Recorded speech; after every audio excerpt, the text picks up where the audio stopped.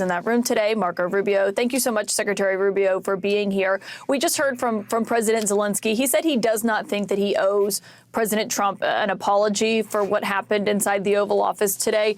Do you feel otherwise? I do, because you guys don't see, you guys only saw the end. You saw what happened today. You don't see all the things that led up to this. So let me explain. The president's been very clear. He campaigned on this. He thinks this war should have never started. He believes, and I agree, that had he been president, it never would have happened.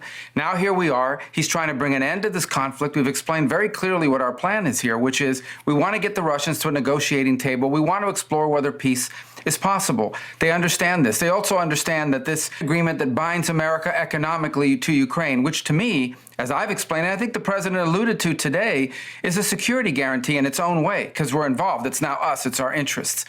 That was all explained. That was all understood. And nonetheless, for the last 10 days, in every engagement we've had with the Ukrainians, there's been complications in getting that point across, including the public statements that President Zelensky has made. But they insisted on coming to D.C. This agreement could have been signed 5 days ago, but they insisted on coming to Washington.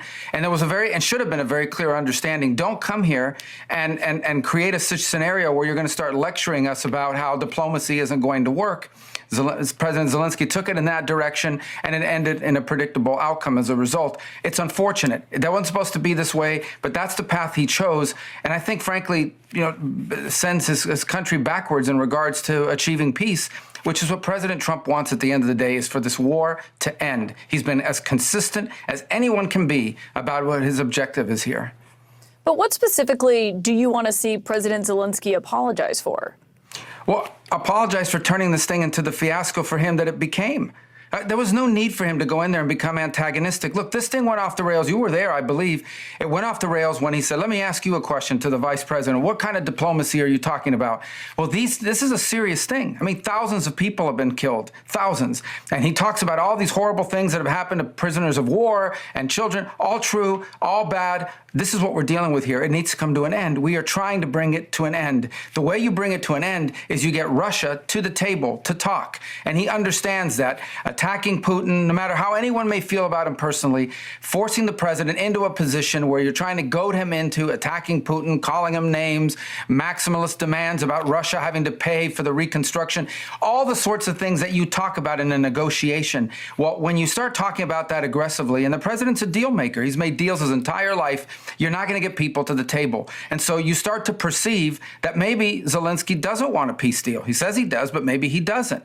And that active, open undermining of efforts to bring about peace is deeply frustrating for everyone who's been involved in communications with them leading up to today. And I think he should apologize for wasting our time for a meeting that was going to end the way it did. You yourself have said previously that Putin cannot be trusted in negotiations. That was the point that President Zelensky was ultimately making during that conversation, is that there cannot be an agreement without security guarantees, because he was talking about all the ceasefire agreements before, or agreements that Putin has just blown past. I mean, do you still feel that way, that Putin cannot be trusted in these negotiations? Well, I was there yesterday when the president said in front of the media that our approach is going to be trust but verify. President Trump's made deals his entire life. He's not going to get suckered into some deal that's not a real deal. We all understand this. We understand it on our end for certain. And so the goal here is to get to a place where we have to explore whether peace is possible. I've said this repeatedly. I don't know. I think it is, based on what they've said so far, but we have to explore that. How else is this war going to end? I ask people, what is the European plan to end this war?